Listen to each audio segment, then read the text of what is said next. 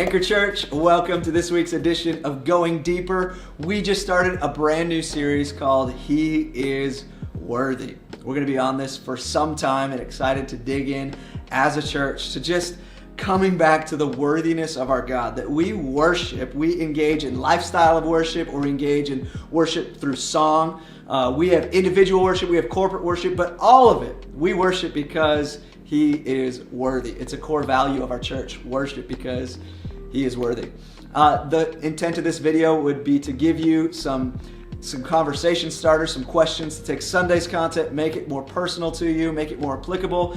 Ideally, you don't watch this and discuss this alone. You've got somebody that you talk this through with. If you ever need to pause for discussion and then start again, feel free. We'll keep this really brief, and week after week, we are going to continue to have opportunities to connect with the Sunday's content deeper. We talked about worship and really just set the foundation that worship is the way that we live, motivated by that which we love.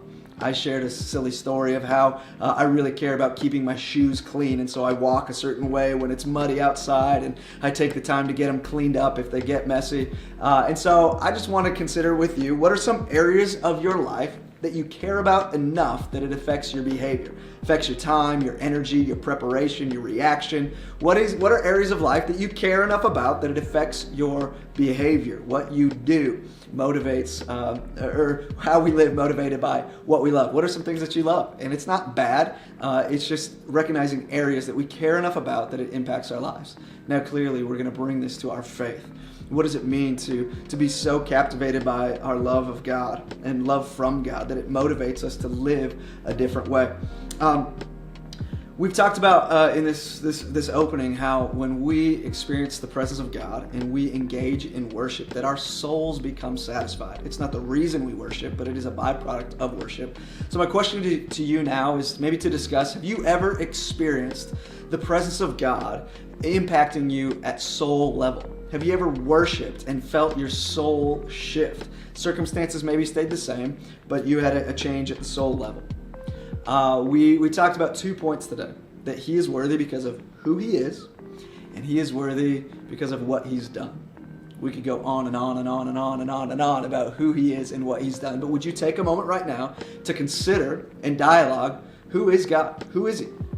And would you secondly discuss what He's done? Maybe what He's done in general, but what has He done for you? Who is He and what has He done? Next, I want you to take a moment to consider God's forgiveness. We talked about this concept of Jesus taking our sins and throwing them as far as the east is from the west, and taking our sins and throwing, and that He's consistently a forgiver. Would you take a minute to consider your life, your story, past, present, future, and how God has extended forgiveness towards you? And finally, we want to challenge you as we concluded our time together today. What does it look like for you to take some time today, maybe right now, maybe later today, and consistently throughout the week to consider Him? So to consider Him so that you won't grow weary, you won't give up. What's it look like for you to consider Him and spend time expressing gratitude, thanks, worship towards God?